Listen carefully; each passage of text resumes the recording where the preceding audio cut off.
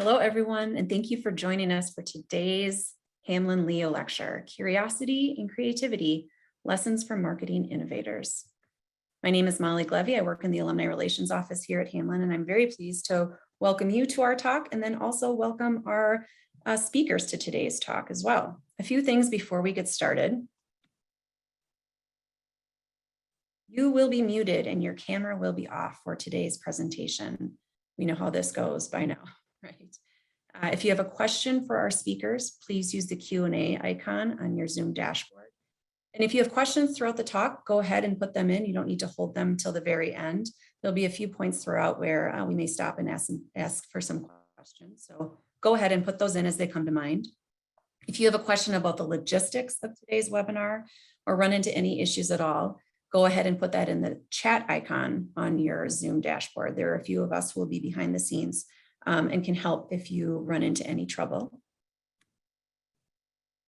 And with that, I'm going to go ahead and introduce Sonal Gerten. Let me move my screen here so I can see this properly. Hi,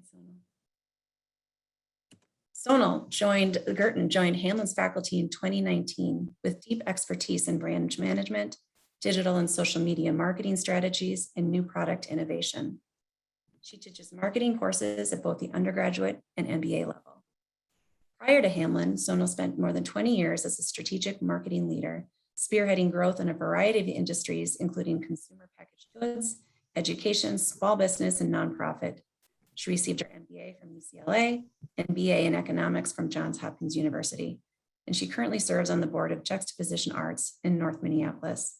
I'm going to hand it over to Sonal, who will introduce our speakers. And before I do, I should have also mentioned that, as you know, we're all presenting from different areas.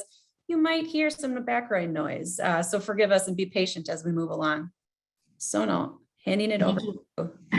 Thank you, Molly. Hopefully you won't hear puppies or kids, but you might.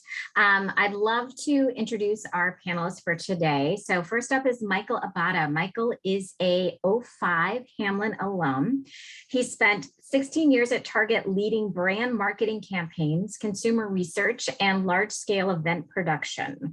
Michael is currently leading brand partnerships at Shutterfly, and most recently has launched or is launching a product collaboration with Marie Kondo, which we need to talk more about. And outside of work, Michael is actively volunteering with Twin Cities Startup Week, Beta MN, and Fashion Week Minnesota. Welcome, Michael. And Michael, if you want to turn your camera on as well, that would be great. Hello, everyone. Hi, welcome. Thank you. And I'd like to welcome Jeff Freeland Nelson. So Jeff holds a bachelor's degree in theater from Hamline and a master's in public administration from the Harvard Kennedy School. Jeff serves as the executive director of the Glen Nelson Center at American Public Media Group, investing in companies at the forefront of media and tech that reach diverse audiences. Jeff is a leader in innovation, entrepreneurship, and public policy, and founded a for-profit toy company, Yaxo, that was featured on the Today Show and carried by most major retailers. We had several kits in our household as well.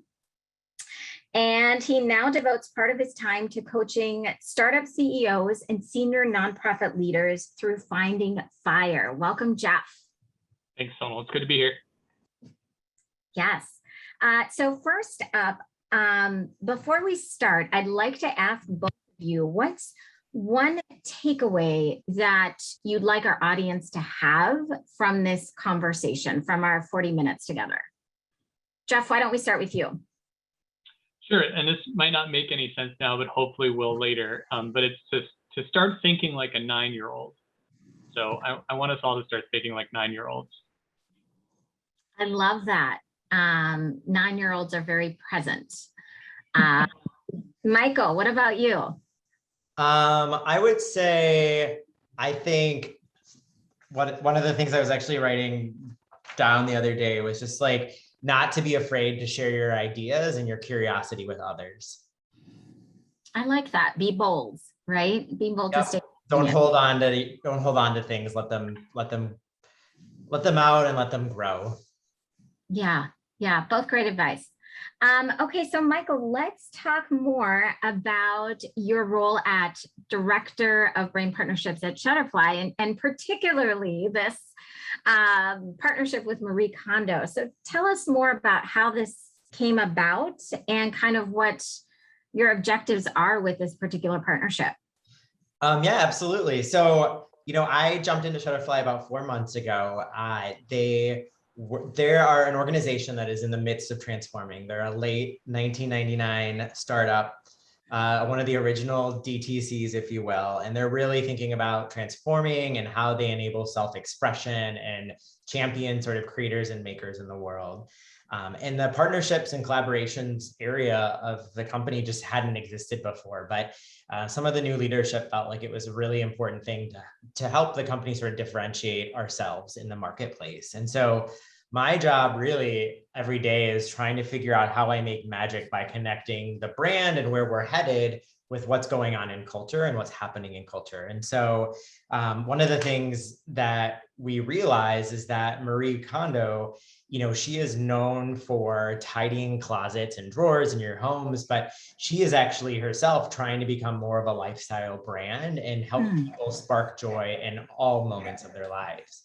And one of the things that we're really proud of at Shutterfly is that we have a lot of awesome products that can help you sort of take moments that you've captured on your phone through photos, and you can turn those moments into like very precious, like meaningful products that you can either use with yourself or you can gift them to others. And so it was sort of like coming together with Marie and talking about her intentions. She actually has a lot of background and like ideas about what makes you a great gift receiver and a gift giver, and how do you pick the right moment. And so we worked with her very collaboratively to develop designs and articulate sort of who she is as a person to bring that to life. And we actually debuted the partnership on Tuesday of this week. So it's been a 4-month process, the mad dash to getting that out and to everyone in time for the holiday season.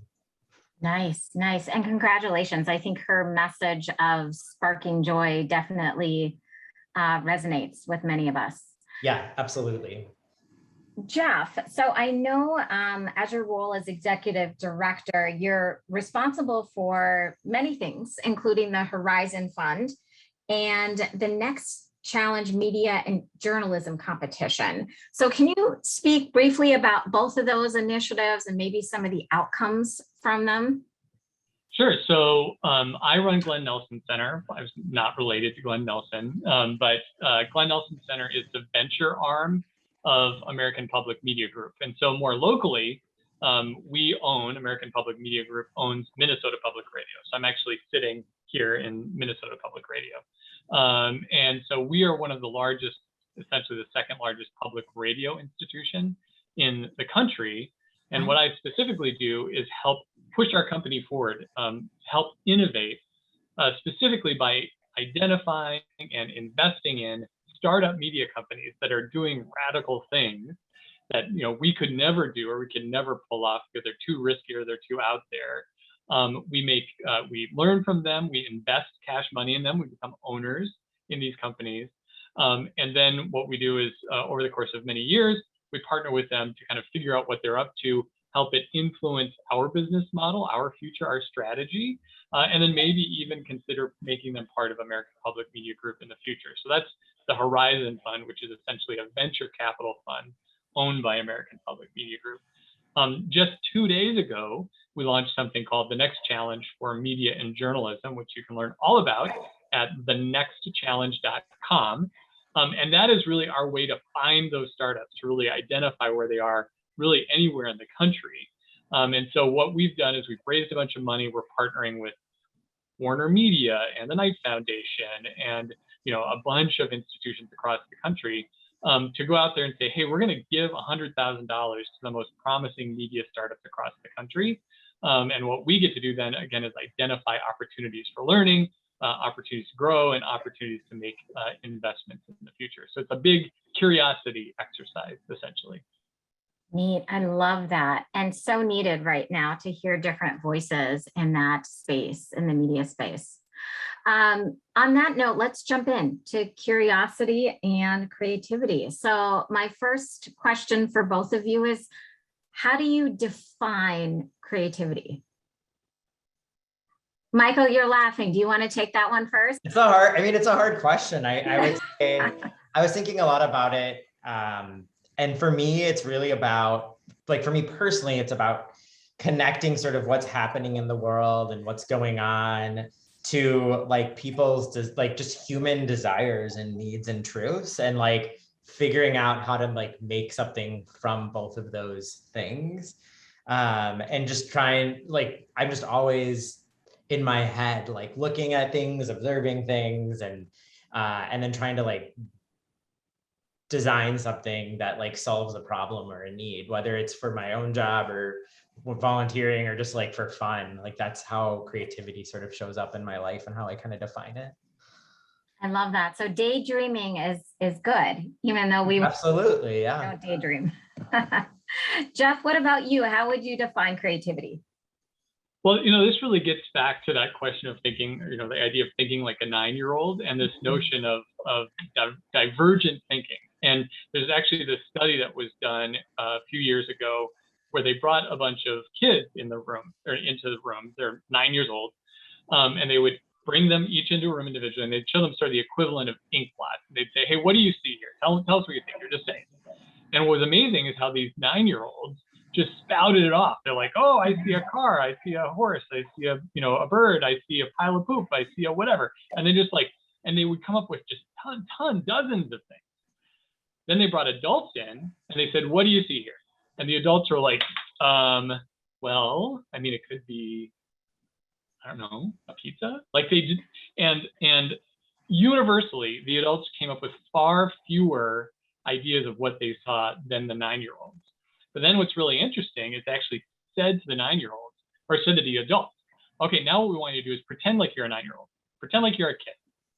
Or can you do that?" And they're like, "Okay, sure." And they said, "Now what do you see?"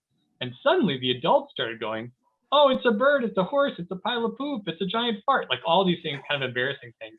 Their filters went down, and suddenly they were much more creative. And I think that's part of the creativity exercise. Like, how do you tap back into that fearless part of you that can think divergently, have tons of ideas? Jeff, it reminds me of at Target, our product design teams used to have these kids fairs every year, or twice a year, where they would come up with like ideas of either new products or like, they're like, "We need to figure out how to solve this in like does this zipper work for you? Or like, what color should we be using?" And they would just invite kids in, and they would go around the tables and like participate in these activities, and they would just let them freeform or design. And they were just always so inspired by sort of like 9-year-olds. They didn't have all these guardrails or ways of doing things. They were just like, "This is, this is how I see the world. So I'm going to show you how it is." And they got so much inspiration from that by actually working with 9-year-olds, which I think is really cool. And I love the fact that we still have that back there, that you can really learn. Totally. When I went in to wake up our 10-year-old this morning, she'd already been awake for like an hour and drawing. She was just had all these drawings out in her bedroom. And she's like, "Where have you been? I've been drawing since 6:30. It's like, if we all did that, think of what we could accomplish. Yeah. Pull out those coloring books, or not even coloring books, just colored pencils, draw outside the lines. It's interesting when you both described that example, a couple words came to mind for me was the idea of engaging in activities that bring sort of this unexpected delight, right? That feeling of unexpected delightfulness. And, a brand, I was also thinking of brands that really embody that. And Oreo is one that I adore, because not only do I love to eat Oreo, I love what they do on all social channels. It's just very playful, clever, delightful, always bringing joy. So yes, tapping into our inner 9-year-old, I think, is such great advice. How about curiosity? What does curiosity mean to you? I think for me, it's about just being open and taking the time to just really observe and take in everything, or like all of your surroundings. And then with that, just asking questions of like, why are certain things that way? And just like thinking about things in your head, and it definitely takes a certain, I think as you get older, you have to like kind of put yourself back into that mindset to ask those questions. But when you do it, there's just magical things that start to happen in your head, which is really fun. Yeah, you reference the theme magic and magical quite a bit. And I think that word has so rich just in terms of helping to unlock creativity and curiosity. Jeff, what about you? What does curiosity mean to you?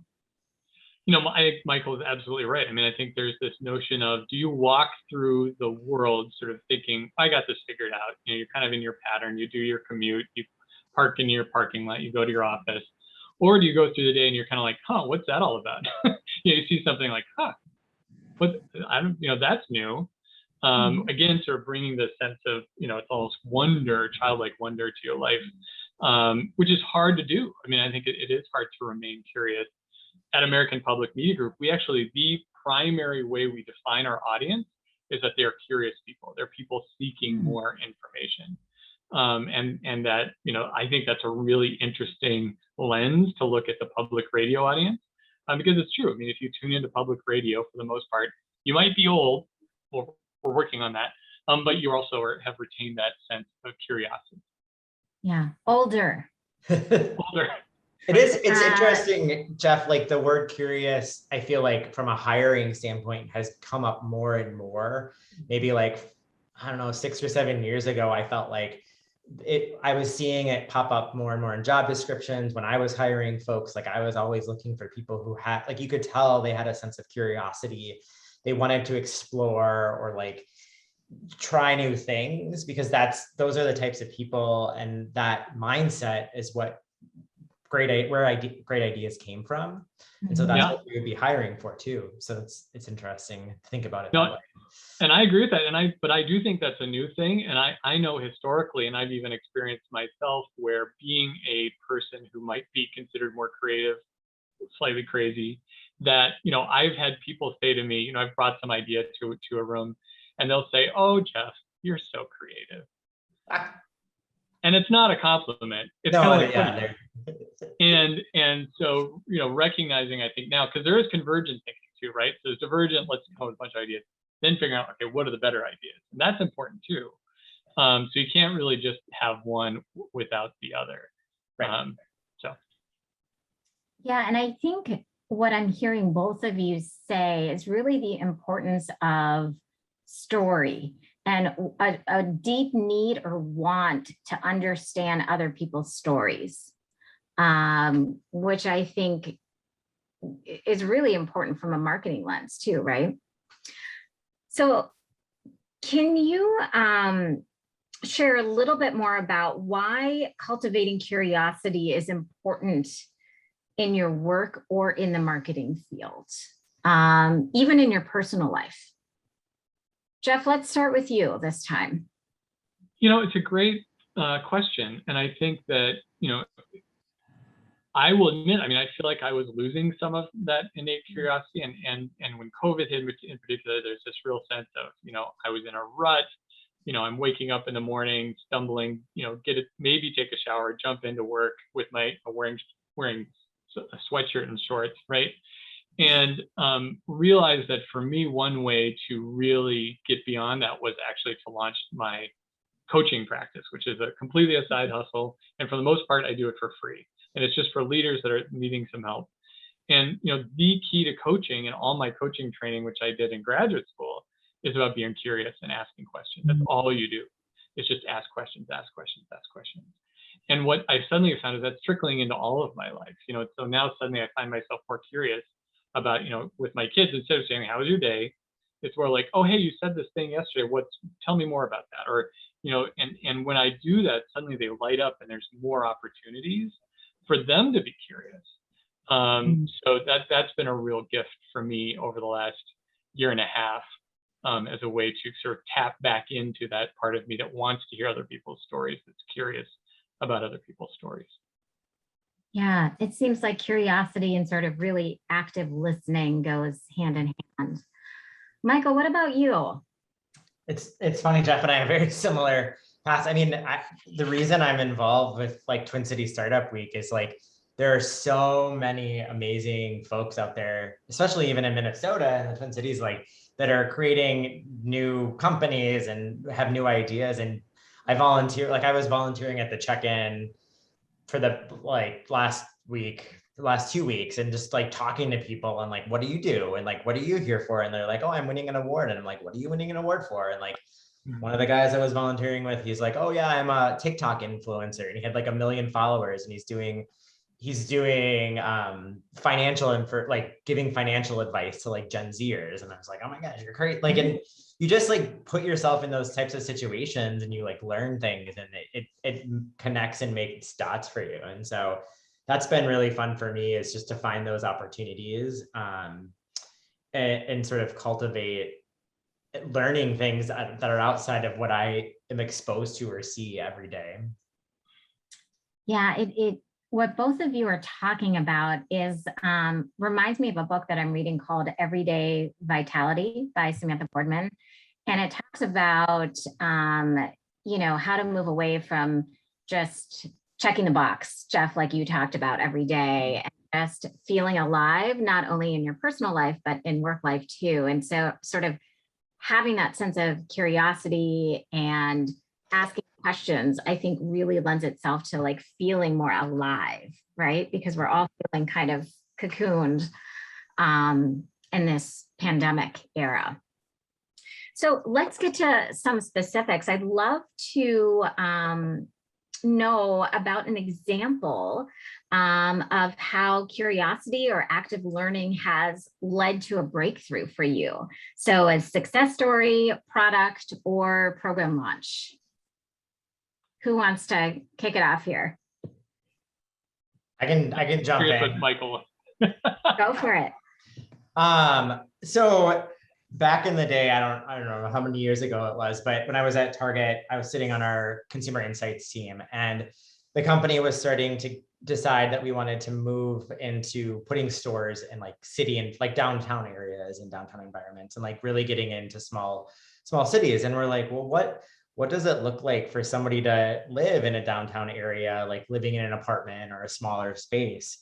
And like, how do we discover or uncover like what are the opportunities in that area? And so myself and another colleague, we actually went and lived with people in San Francisco. We lived with like some very young urban dwellers, for a couple different days. And in Dallas, we went and lived with people who were empty nesters who had moved out of their like 5-bedroom homes because their kids were all gone, and moved into like a 2-bedroom apartment. For them, that was like a really small space, and we just observed, and we would watch them do certain things, and we'd ask them like, why did you do that way? And they're like, oh, this, and we just learned so much from observing and sort of asking them questions and just like going through their day-to-day life. And from that, we were able to uncover sort of like what were the right merchandising strategies we should put in these stores. Like, for example, we shouldn't be selling a 48-pack of toilet paper in these stores because there's nowhere to put them in these small spaces. But also like every item that you put in when you're living in a city and you have a small space, every item you put in that space has to have a purpose and it helps if it has more than one function. And so that helped kind of kick off all these new product designs that the company started developing that were like very much multifunction. So it's like a coffee table that also has storage and can also be a table that you can type on and work from home from, and that kind of thing. But it all started by just like listening and watching and observing folks in their own space, which was really cool. Very, very cool. And it sounds like you discovered some really interesting insights by sort of really understanding these people and their lifestyles. Yep, exactly. Jeff, what about you? Can you share a breakthrough in your work? Yeah, I mean, again, what Michael said, I mean, this idea of human-centered design, this company IDEO that has kind of championed this for decades, and this notion of, you don't start with an idea, you start by asking questions, you start by being curious, you start by getting to know the people that are actually going to be using a product or a service. I actually have a dear friend who used to run the IDEO bureau in Tokyo, and he, I call him like, hey, what's going on? And he's like, well, I'm redesigning refrigerators in South Korea. It's like, okay, so how do you do that? Well, you get to know South Koreans, right? You get to sort of sit with them and eat with them, everything Michael's talking about, and figure out what are the particular needs they have for a refrigerator that maybe the average American household, which refrigerators, had been designed for, didn't match. And so that, that sort of understanding your audience, being curious about them, and then figuring out what do they need. This needs piece of it is really important. And for us, and part of it's the fact that the next challenge, this project just launched, it's like my brain is flooded with the next challenge. But really that was a result of years of looking for really innovative media startups across the country, and frankly, not finding enough. And so there just was this lack of what we call in the VC world, deal flow. There aren't enough startups being started in media. Now there's a lot of startups being started, but those startups have realized, hey, there's way more money, there's way more opportunities, way more support in other areas of tech. And so started talking with media entrepreneurs, and in fact, talking with people that aren't media entrepreneurs that could be. And they said, the problem we have is, we don't have enough support. We don't have great models out there. We don't have mentors that we can turn to help us launch these businesses. And at the end of the day, so we don't have money. Like, we need money to get these startups started. And it was through that sort of exploration and learning from them that we discovered just being an investor wasn't enough, that we needed to get started earlier in the process. And that's why we've launched the next challenge. And even now we've got a student division. So we're actually trying to find, students in college right now that have a media idea or something that they're getting going, and we'll give them money and support. So that's been a really fun sort of iterative process. It's one of the things where you're like, oh, we should have done this 3 years ago, but you had to have the exploration to figure out what the problem was, what the need was, that we could help solve with this project.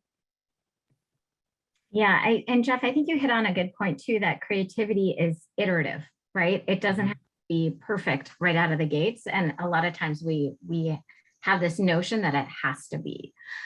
Michael posed a good question in the chat, and I'd love to open up the chat. If you have questions about curiosity and creativity, please ask in the chat and we can ask our panelists. And then Michael asks here, curious for those of you listening, how do you like bring curiosity and creativity into your everyday life? So I'm actually going to turn that question on to both of you and ask you, what daily habits or practices keep you curious and engaged in future thinking? Michael, let's start with you. You're the one who has the question. All right. For me, I take in a lot of information. So I read a lot of email newsletters. One of my favorites right now, the Morning Brew does a variety of different newsletters, but they have like their main e-newsletter, Morning Brew. And they do a really good job. There's a lot of, I feel like, newsletters out there that are just kind of recycling old information, but they are really on top of newness that's happening in the world and in the marketplace. And they're always bringing like a nice and fresh perspective that always makes me think, or like spark an idea. Like, I'm always forwarding it to my work email. I'm like, oh, this is a good idea for something else. So I think like just taking in information and ideas from other people on a daily basis, that's become very habitual for me. And then kind of what Jeff and I were talking about earlier is just like trying to find ways to put myself into situations that where I can be curious and I can learn and ask questions. And a lot of that's been through volunteering and trying new things that I'm just interested in, but don't maybe have a lot of knowledge in that space. And it's like when you start doing stuff or working in that space or volunteering in that space, like you naturally just, information starts to kind of, you absorb it and you observe it. And then it will spark new ideas for me as well.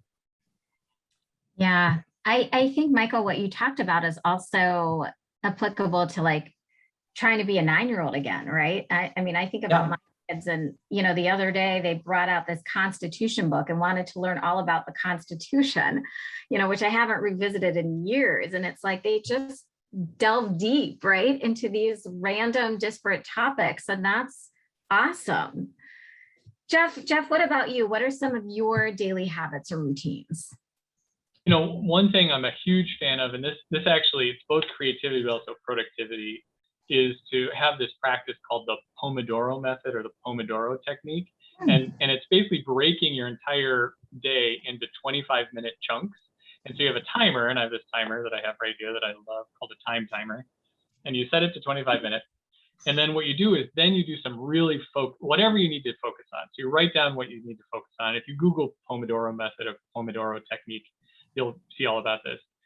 And so it might be this grunt, you know, the grunt work that you just don't want to do, you know, returning emails or writing that report or whatever. And then you get a 5-minute break. And I try to, during that 5-minute break, do something physical or creative, something like clear the brain out and get things moving. So like today, I took a break during the Pomodoro technique, and I just went on a walk. And then I just kind of opened myself up to like, all right, I'm not thinking about work. I'm not thinking about, just like, all right, where am I? You know, what's going on here? And so I found, you know, there was a stencil in the sidewalk that had a, you know, poem. You know, the city of St. Paul allows you to put these poems into the sidewalk. And the poem was remarkably suggestive. I was like, this is kind of like dirty. So I take a picture of that and I sent it to my wife. That was kind of fun, right? And then a piece of paper I just grabbed, it was funny, piece of paper just was like floating down the street, and I picked it up, like, what's this piece of paper? And it's the booking paperwork for someone who is being booked into the Ramsey County Jail. And this person had 2 purses and 4 necklaces on, which is really interesting. Wow. And so then suddenly I'm like, what's the story here? Like, what's the story this piece of paper is telling me about this person who's probably very different than me, but interesting? And, you know, why was this person booked into the jail? And so then I kind of come back with all this new information about slightly dirty poetry that the city of St. Paul is allowing to put our sidewalks and this booking paperwork. And then I come back and I set the timer for 25 minutes and I jump back into work, but from a slightly different point of view. We'll have to try that. I am Googling that right after this call. So Jeff, can you talk a little bit about how you feel like that change kind of your kind of energy throughout the day or your productivity, how this adopting this new method has impacted that? Yeah, I mean, part of it, I mean, it's taken me, 49 years to get to develop, you know, sort of something that works for me. So part of it is that I know this works for me. And in my coaching practice, I often talk about this Pomodoro technique because it can be very effective, and many of my clients are using it. But for some, it's not going to work, right? So I think you need to pay attention to yourself. What are your strengths? What are your weaknesses? What helps you think more expansively? Or when you need to think more critically, what helps you do that too? So while this is certainly something that has helped me, that doesn't mean it's for everyone. And for other people, it might be like break your day into 3-hour chunks, or take a 2-hour lunch and really go out there and move your body. I mean, for a lot of people, physical activity too is really important. So listen to yourself, listen to what works for you. Even take notes. I tried this today and that worked really well. And then try it again is really useful. Yeah, all great advice. So let's talk a little bit about risk taking, because I think that's very connected to creativity and curiosity. So what role does risk taking play in your work, and how has risk taking influenced your career path? So Michael, let's start with you. Yeah, I mean, that's my dog. You have to be able to want to take risks, because you have to. He has something to say. I know. He found something on the ground that he wants to play with. No, like, you have to sort of be afraid to fail, or you're not going to even try things. And so you have to take risks in that sort of way. My career journey, I feel like, has been a lot of risks. I started right out of college and was doing like merchandising, and I really wanted to get into marketing, but didn't have any really background in it. And somebody took a risk on me, and they're like, hey, you can do this event planning thing. And it's like, I didn't know how to plan professional events, but I just like jumped into that and sort of taught myself how to do it and found the resources. And my career has been sort of a collection of those, just like jumping into something new that I have an interest in or I'm curious about, but I don't really, I'm not a professional in it yet, or I don't know how to do it. And you have to teach yourself on how to make those things happen. And so that's been for me kind of how I've taken risks in my life for my career, is just jumping into the next thing and trying it out and learning from whoever and wherever I can. Jeff, what about you? Risk is such a fascinating thing, because I do think you're right. I mean, you need to take risks. To move things forward always involves risk. And the biggest risk I've taken in my career was quitting my job and starting Yaxo toy company. And really, I was in a situation where I was running public affairs. I was essentially a lobbyist, and I found myself during my lunch break starting to like write screenplays. And I'm like, what am I doing? Writing screenplays? No, you just aren't happy. Like, I just clearly was not happy in my job, and so I was trying to find some way to get more creativity and excitement into my work. And so I finally decided, all right, I'm just going to quit my job and I'm going to start something. I didn't know what. And because my kids were young at the time, I really thought, what would be more fun than starting a toy company? And that led me on a 5-year journey to invent Yaxo. I got to meet Sonal, which was great, and to discover kind of the limits of what I was capable of, both creative as a creator and also as a business person. And ultimately, Yaxo didn't turn into this. I mean, we were everywhere, but we never hit escape velocity. We never had that ability to like just become hyper profitable. And so after 5 years, decided to put it on hold or put it on ice. And while that was really difficult, and certainly not the outcome I was shooting for, wow, I learned a lot. And I'm still so proud of that. And my kids are proud of that. And it's something that I'll carry with me. And one of these days, I'm going to reboot that toy company. I don't know when. It's a negotiation my wife and I will have. But it certainly was worth doing, taking that risk, even if the risk doesn't turn out the way that you thought it would. Yeah, Jeff, I hope you do come back to it, because I think that consumers value sustainability much more today than they did 5 to 10 years ago. And for those of you that don't know, Yaxo is a sustainable toy brand, right? Made out of recyclable materials. Mm-hmm. Which is funny because now Fisher-Price is doing that same thing. You're right, exactly. And now Lego is coming out. Lego is working on a sustainable brick by 2030 or something. So. You were just ahead of your time. Right, exactly. Very much so, apparently. When I think about risk taking, something that I reflect on is, what did I enjoy growing up? And this is something that, Angela Duckworth in her book, Grit, talks a lot about, is going back to your roots and like, what inspired you? What did you love doing as a child? And for me, it was like teaching, or like pretending to teach with dolls, as a 7-year-old. I made the huge shift from corporate to academia. And a lot of that was based on like thinking about what really inspired me as a young person. And we often connect the dots, because we think that what we did when we were 10 or 15 is not possible today. And that's simply not true. All right, we have a question, a really good question from our audience member. Does creativity necessarily mean new? So who'd like to take that one on? Well, in the startup space, there's this wonderful idea called the pivot, right? And that's this notion of, you take in a lot of information, you have all your curiosity, you make something, you put it out there, and then it doesn't work. And that's because creativity and curiosity doesn't stop when you launch something. It has to continue. And with the pivot in the startup world, it's very much like you take all that in, you go, okay, well, that didn't work. Why didn't that work? What is there new information that I'm gaining from this? And then you pivot, you launch in a different direction. And there are so many startups. Instagram was started as something that it was for you to go into a bar and like take pictures of whiskeys and to like say like, here's a whiskey I'm drinking in a bar.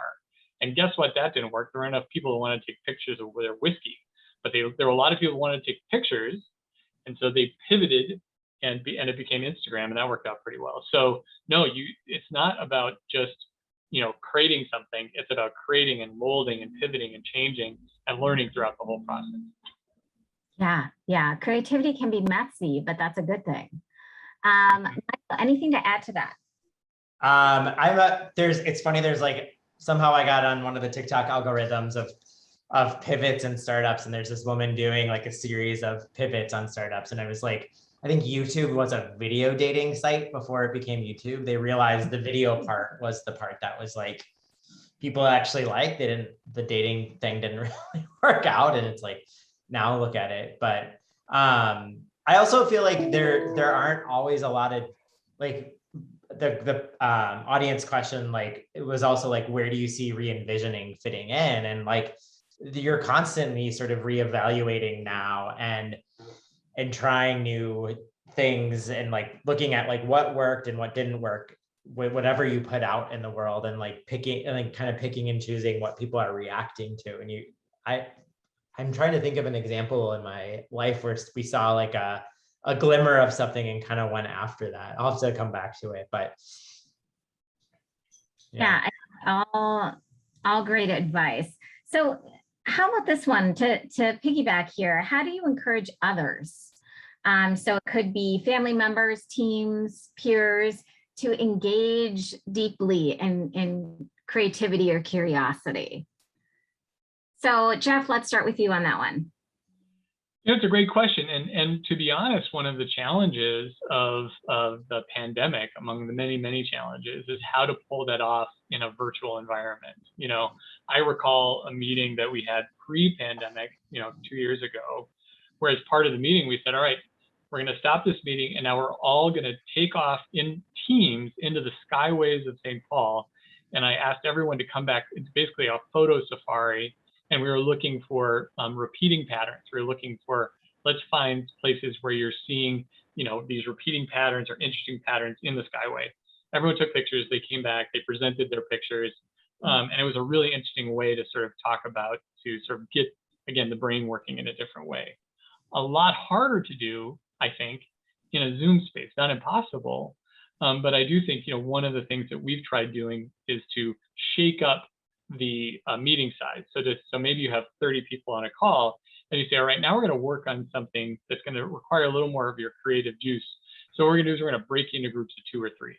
And suddenly you discover that people are way more creative. Even if you just say, we're going to take a break for 15 minutes, let you work on this by yourself, they'll come back with a lot more ideas than when they're just looking at the squares, the Hollywood squares on their screen. Yeah, I find Zoom to be much more effective with smaller groups, 3 to 5, for sure. Mm-hmm. Anything to add to that? Yeah, I mean, for me, like I learned early on in my career when I was managing folks, or even just like bringing a group together to brainstorm or think of new ideas, that everyone has different ways they think and express themselves. There's always the people in a group who will like just shout out things all the time, and they might be really crazy, but sometimes they like spark other people. And then there's other folks that actually like are processors, and they actually need time to go away and think about something. And so I have been very cognizant of like, whenever we're going to be in a space where we're trying to bring ideas, like making sure I'm letting people know ahead of time, like, hey, here's what we're going to be talking about. So those who need to think about it beforehand can. And then, before the pandemic, when we would be in a room setting, it was always like, I would always be conscious of, making sure I'm taking notes and writing down what people are saying, but also giving people Post-its and saying like, hey, if you think of something, just write it down. And then going around and actually taking those Post-its from them and like reading them and sharing them with the group. And because there's so many people have different ways of how they get to ideas and how they are curious and creative. And so you have making sure that you're allowing all those different ways to happen, I think is just so important. And quite frankly, I always would get better ideas and better things from all of that. Mm-hmm. No, Yeah. I think Michael's really right. I mean, this notion of, well, there might be a lot of people like you, like none of us is as unique as we think we are. Not everyone is like you, right? And so recognizing that there are different people that are going to get, that different techniques will work for. And so acknowledging that when you're working with a group that, hey, for those of you that are more introverted, this might work really well for you. For those of you like working in group, this might work for you. And to be open to, adapting to different personality types. Yeah. Yeah, I like that post-it activity. I'm definitely going to add that to my toolbox as well. I think both of you touched on this notion of almost like creating a safe space and how trust is really important. I think sometimes icebreakers get sort of a bad rap, like what's the purpose of it? And I think the purpose of it is to create connection and to create trust so people feel comfortable opening up. It's like we need to rebrand the name icebreaker. Okay, a question from one of our audience members. How do you temper creativity with familiarity? As I get older and older, I find it very frustrating with the changing user interfaces, especially with social media. So like it can be difficult to keep up. It's a great question. Yeah, Michael, or take that one on. I don't know how to answer. That's a good question. But, and I do think it's something, and I am not an expert in user experience or user interfaces, but I do know, my recent experience was, my chart, which is made by Epic, which is based in Wisconsin. And I was using my chart just to, all I want to do is book a physical, right? And it was driving me insane. In part because the interface is too simple. It doesn't let me, I wanted to get into the guts and I wanted to be able to really, and then I kind of had this realization, oh, this is not made for me, right? I'm 49 years old, so I'm not a kid, but this is a user interface that's really designed for people perhaps much older than me, right? Or much younger than me. And so, but because they have such a wide range of users that need to use this, it's probably going to be frustrating for everyone. And so I do think that there is a real challenge about how do you create a user experience that's going to work for a really wide range of people. And that's a big challenge. And it does, I completely agree, it leads to a lot of frustration.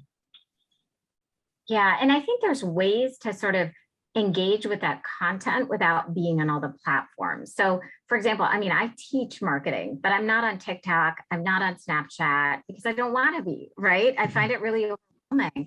But I do read Adweek and Ad Age and all the trade marketing publications every day so I can stay up to date on what's happening. And so that's my way of engaging without necessarily having to fiddle and figure out the user interface of all these different platforms. You should get on TikTok though. That's a dangerous rabbit hole, Michael. Dangerous rabbit hole. It is, but I think for me, like I get like not wanting to learn a new platform or whatnot, because I was that way with Snapchat. Like I just never could get involved with it. But I think that part of it is with Snapchat, like you have to have interchanges with people for it to actually like function the way it should. But with TikTok, like you can be very passive. Well, it's kind of like, dare I bring up Squid Game, but this notion of like, wow, maybe it's not made for me, but it's really interesting to a lot of people. Yeah. So what's going on there? So I should probably at least experience it. Maybe it's try maybe it, yeah. The whole thing, but dip your toes in. I'm not on TikTok either, Sonal, and I'm afraid, but I think that Michael's right. Like if you're truly practicing creativity, you need to dip your toes in. Yeah. There's so much, at least with TikTok, like there's so much culture and things that are being driven. I have a really good friend who's in the beauty business, and I just sent her the stat yesterday, but like the brand CeraVe face cleaner was featured on TikTok like last March, and it went viral, and like every company was like, every retailer was out of it. They couldn't keep it in stock, and nobody could quite figure out. It was one of the first like TikTok like products that went viral ever on the platform, and at first nobody could figure out why it was getting bought and why all these Gen Z kids were buying it. They figured it out. It was TikTok or whatever. And that brand has gone from 3% market share to like 40% market share. And like, purely because of TikTok. And so I think, like, to me, there's just so many interesting things happening in what that platform is doing and how it's changing marketing and whatnot. So yeah, very, that's, very that's cool. my push. I know that's how Squid Game kind of sort of exploded in popularity. So I think we're almost out of time. So I want to move to our rapid fire questions. I feel like it's flown by here. Let's do it. What's one hack strategy to help you manage difficult and or stressful times? Take a walk. Hey, that's mine too. Yeah, move your body. I think the body-mind connection. Yeah, good one. Last thing you chose to watch on TV and why you chose to watch it. I know Michael's answer, right? Squid. Yep, it was Squid Game. Squid Game. Mine's gonna be Squid Game, but I'm still working through Schitt's Creek.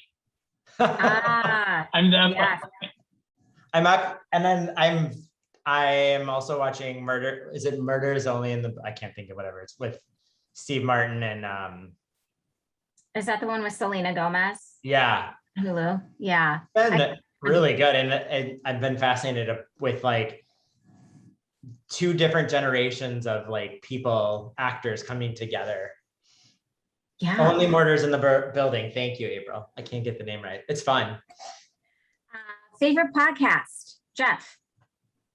99% Invisible. It's all about design.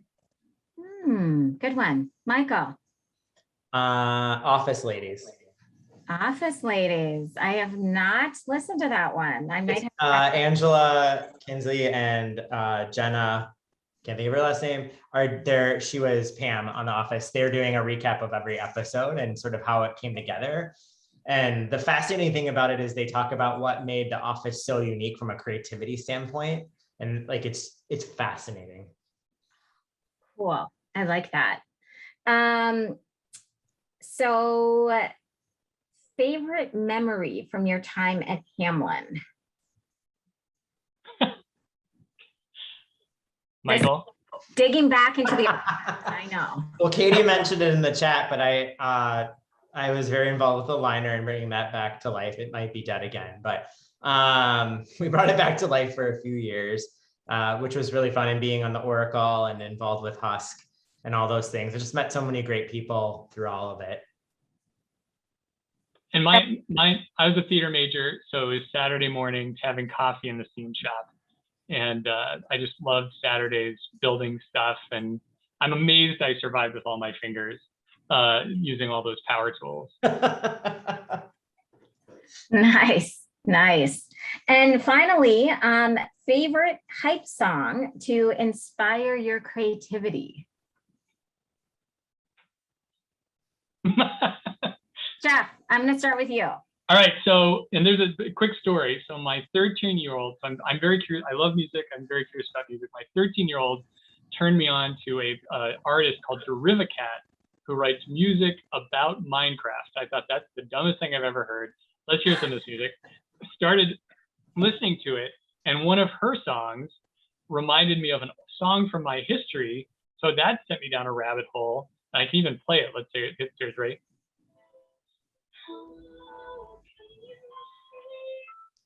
You might have to turn it up, Jeff. All right, let's try.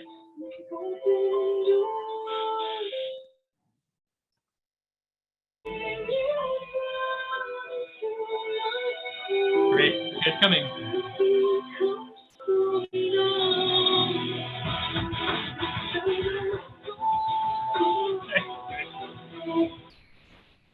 So the best thing about working in a radio station is I literally found a $3,000 pair of studio monitors.